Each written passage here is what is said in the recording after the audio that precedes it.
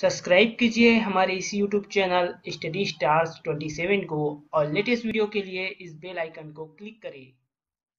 Hello student, मैं दीपेश केसरवानी आपको आधुनिक भारत का इतिहास पढ़ा रहा और आधुनिक भारत के इतिहास में आज हम लोग पढ़ने वाले हैं 1857 की क्रांति।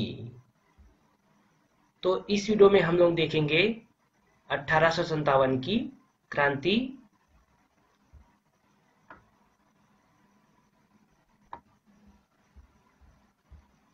तो आधुनिक भारत का सबसे महत्वपूर्ण टॉपिक है 1857 की क्रांति। कैसे स्टार्ट हुआ, क्या हुआ इस क्रांति में, कौन कहां से नेतृत्व कर रहा था और किनका क्या विचार था इस क्रांति से संबंधित। तो सभी चीज हम लोग यहाँ पर देखेंगे जो आपके लिए महत्वपूर्ण है।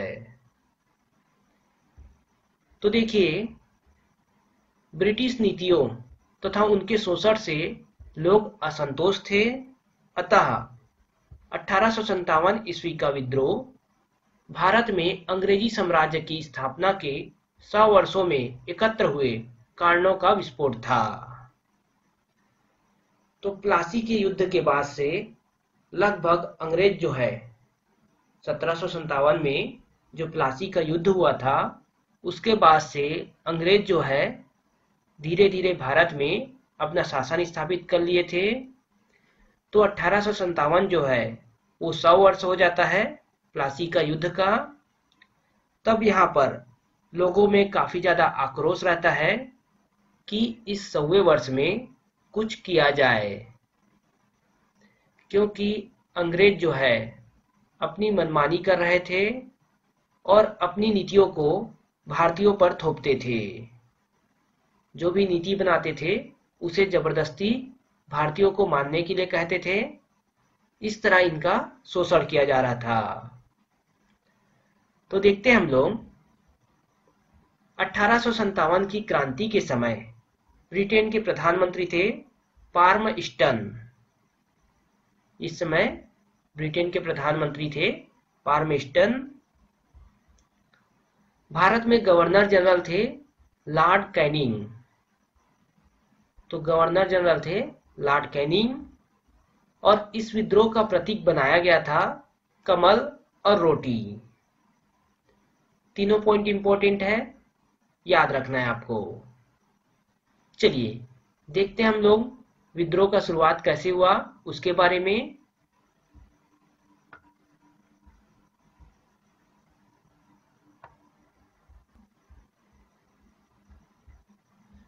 तो देखिए, विद्रोह का जो शुरुआत है वो 29 मार्च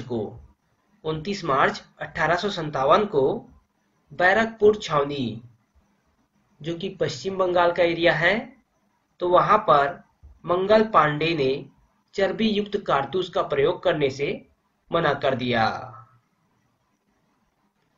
तो देखिए, एनफील्ड राइफल एक राइफल था जिसमें चर्बी युक्त कारतूस लगा हुआ था, जिसे मुंह से खोलना होता था और इसे मुंह से खोलने के लिए मंगल पांडे ने मना कर दिया।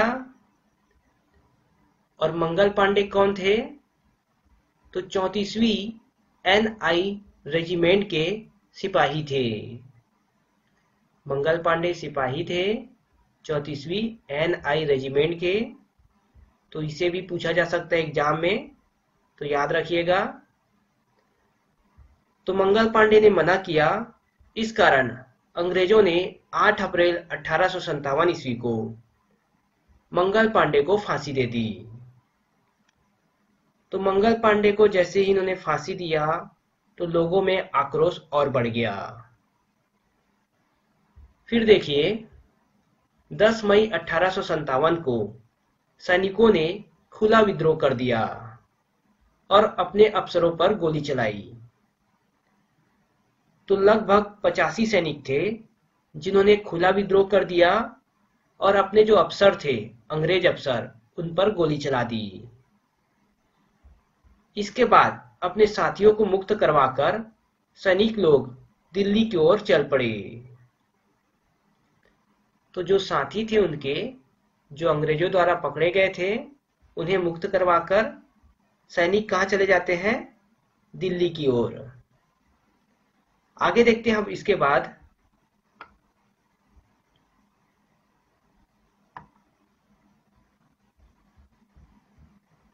देखिए, वैसे तो तय किया गया था कि 31 मई 1857 को पूरे भारत में एक साथ विद्रोह किया जाएगा, लेकिन जो बैरकपुर छावनी की घटना होती है, उससे विद्रोह समय से पूर्व स्टार्ट हो गया।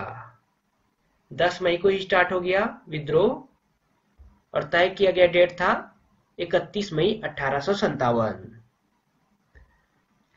उस समय ऐसा था कि अगर कहीं पर विद्रोह हुआ है तो उसका पता किसी दूसरे क्षेत्र में 2 से 3 दिनों बाद पता चलता था। तो इसी कारण तय किया गया था एक डेट 31 मई का। तो इस दिन देश में विद्रोह के लिए तिथि निर्धारित की गई थी, परंतु विद्रोह पहले शुरू हो गया। तो विद्रोह पहले शुरू हो जाता है, लेकिन लोगों को धीरे धीरे पता चलता है पूरे देश में। और जो लोग विद्रोह स्टार्ट किए थे, जो सैनिक लोग थे जो विद्रोह स्टार्ट किए थे, वो 11 मई 1857 को दिल्ली पर अधिकार कर लेते हैं और अंतिम मुगल शासक बहादुर शाह जफर, जो कि काफी ज्यादा उस समय बूढ़े हो गए थे, तो उन्हें भारत का सम्राट घोषित कर देते हैं। इस समय बहादुर शाह जफर, जो कि अंतिम मुगल शासक रहते हैं, वो काफी बूढ़े हो चुके रहते हैं और उन्हें सम्राट घोषित कर दिया जाता है सिपाहियों के द्वारा, जिन्होंने विद्रोह किया था। परंतु जिन्होंने वास्तव में नेतृत्व किया था वो थे सैनिक नेता बख्त खां। तो बख्त खां के हाथ में था नेतृत्व। आगे देखिए,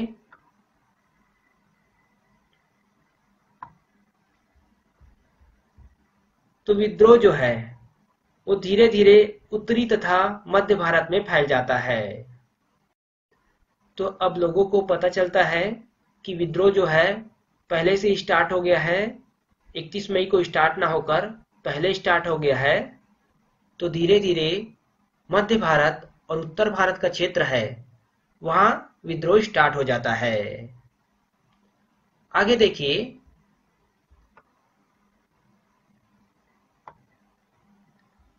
इस समय जब विद्रोह होता है तो अलग अलग स्थान से अलग अलग नेतृत्व करता थे। तो 1857 ईस्वी के क्रांति के जो नेता थे उनके नाम देखिए। तो विद्रोह का स्थान था दिल्ली। सबसे पहले दिल्ली की ही बात करते हैं। यहाँ पर जो नेतृत्व करता थे वो थे बहादुर शाह जफर व बख्त खां। इन दोनों ने नेतृत्व किया था 1857 की क्रांति में दिल्ली से।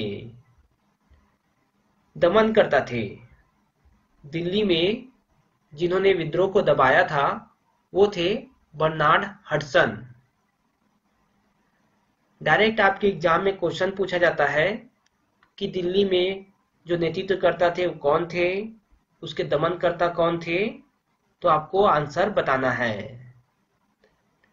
अगर आप दमनकर्ता के नाम को याद नहीं करते हैं तो नेतृत्वकर्ता और विद्रोह के स्थान को जरूर याद करें, क्योंकि ये अक्सर एग्जाम में पूछा जाता है। इसको भी पूछा जाता है लेकिन कम पूछा जाता है। आगे देखते हैं। दूसरे नंबर पर लखनऊ देखिए।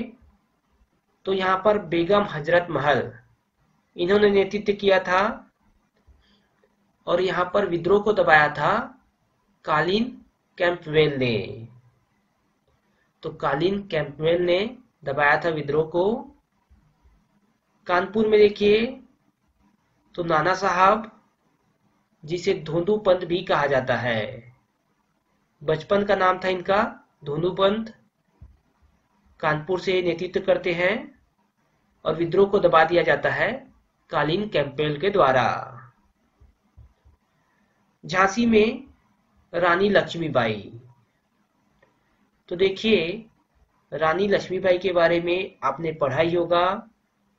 ये झांसी से नेतृत्व करती है और ये बाद में शहीद हो जाती है। जनरल हीरोज जो है, इन्होंने यहां पर विद्रोह को दबाया था।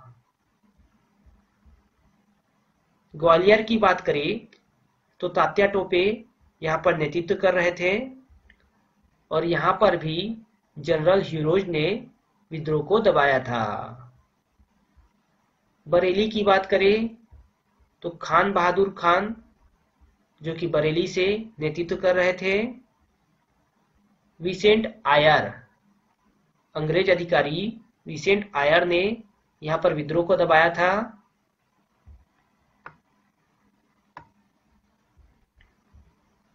फैजाबाद की बात करें तो नेतृत्व करता थे मौलवी अहमदुल्ला शाह और दमन करता थे कर्नल नील। इलाहाबाद की बात करें तो लियाकत अली जो थे वो यहां से नेतृत्व किए थे 1857 की क्रांति का। कर्नल नील ने यहां भी विद्रोह को दबा दिया। अवध की बात करें तो बिजरीस कद्र ने अवध से नेतृत्व करना चाहा था, लेकिन पूरी तरह असफल रहे थे। यहां पर पूरी तरह असफल हो जाते हैं अवध में।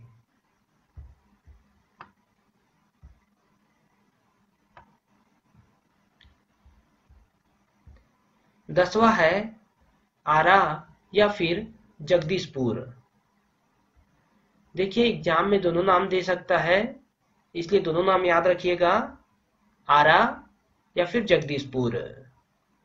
तो यहां नेतृत्व करता थे कुंवर सिंह और यहां विद्रोह को दबाया था विलियम टेलर और विसेंट आयर ने। तो सभी जगह जो 1857 को विद्रोह हुआ था और जिन्होंने नेतृत्व किया था, वो सभी चीज महत्वपूर्ण है और सभी को आपको याद रखना है। आगे देखते हैं हम लोग।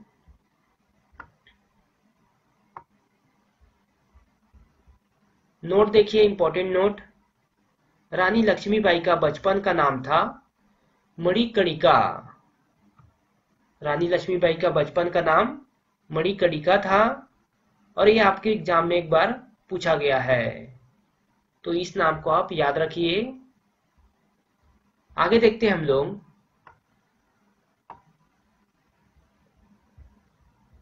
जो 1857 का विद्रोह हुआ था उसके परिणाम के बारे में। तो देखिए, विद्रोह के दमन के बाद भारत में ईस्ट इंडिया कंपनी के स्थान पर ब्रिटिश साम्राज्य का शासन प्रारंभ हो गया। तो अभी तक जो है अंग्रेजों की ईस्ट इंडिया कंपनी है वो भारत में शासन कर रहा था। अब प्रत्यक्ष रूप से ब्रिटिश साम्राज्य इस क्रांति के बाद, जो 1857 की क्रांति हुई थी, उसके बाद यहाँ पर अपना शासन प्रारंभ करती है। तो ब्रिटिश साम्राज्य का शासन स्टार्ट होता है। साथ ही देखिए, इस क्रांति के बाद बहादुर शाह जफर को गिरफ्तार करके रंगून भेज दिया जाता है। एग्जाम में इसे कई बार पूछा गया है कि बहादुर शाह जफर को गिरफ्तार करके कहां भेज दिया जाता है। तो रंगून भेज दिया जाता है और इनकी मृत्यु जो है 1862 ईस्वी में यहीं पर, मतलब रंगून में हो जाती है। और ये जो थे मुगल साम्राज्य के अंतिम शासक थे, जो कि काफी ज्यादा बूढ़े हो चुके थे। तो 1862 में इनकी मृत्यु रंगून के जेल में होता है। आगे देखते हैं हम लोग।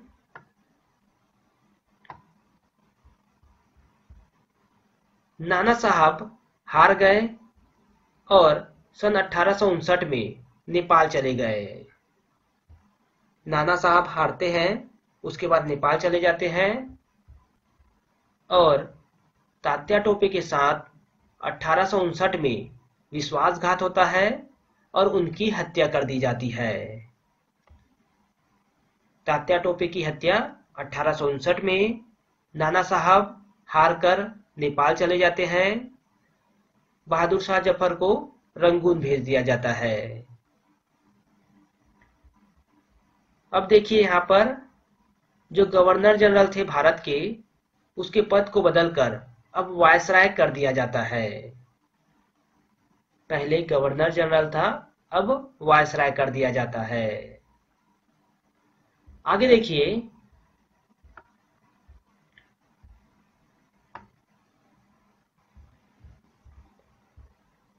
ये जो 1857 की क्रांति हुई थी उसके प्रति दृष्टिकोण। तो जो महत्वपूर्ण दृष्टिकोण थे 1857 से संबंधित, उसे देखिए।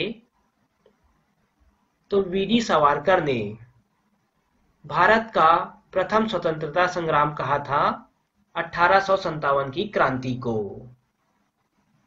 महत्वपूर्ण है, 1857 की क्रांति को प्रथम स्वतंत्रता संग्राम कहा था वीडी सावरकर ने। ये भी आपके एग्जाम में डायरेक्ट पूछा जाता है कि किसने प्रथम स्वतंत्रता संग्राम कहा था 1857 की क्रांति को। तो वीडी सावरकर ने। जो अभी तक सबसे ज्यादा बार पूछा गया है यहाँ से क्वेश्चन, तो वो है आरसी मंजूमदार से संबंधित, क्योंकि ये जो थे 1857 की क्रांति को क्रांति नहीं मानते। तो एग्जाम में पूछा गया है कि कौन से इतिहासकार 1857 की क्रांति को क्रांति नहीं मानते। तो आरसी मंजूमदार। राष्ट्रीय स्वतंत्रता संग्राम ना तो प्रथम था, ना तो राष्ट्रीय और ना ही स्वतंत्रता संग्राम था। कहने का मतलब 1857 की जो क्रांति थी वो ना तो पहला कोई स्वतंत्रता संग्राम था और ना तो राष्ट्रीय लेवल पर था और ना ही ये स्वतंत्रता संग्राम है, ऐसा कहा है आरसी मंजूमदार ने। कार्ल मार्क्स की बात करें तो राष्ट्रीय मुक्ति के लिए एक संघर्ष था।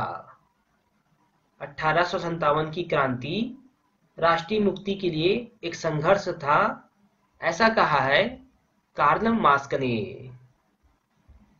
Doctor SN. सेन की बात करें तो धर्म के लिए शुरू हुआ यह युद्ध स्वतंत्रता संग्राम के रूप में समाप्त हुआ।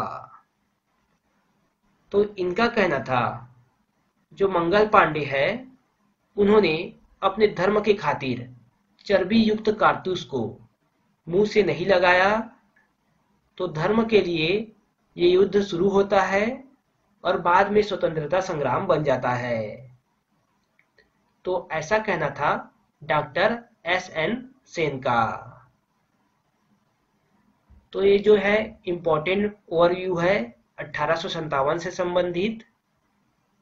बाकी जितना भी चीज आपको इस वीडियो में बताया गया है सारे चीज महत्वपूर्ण है। आगे हम लोग पढ़ेंगे जो 1858 से वायसराय हुए थे उनके बारे में। और ये वीडियो जो है यहाँ पर समाप्त होता है।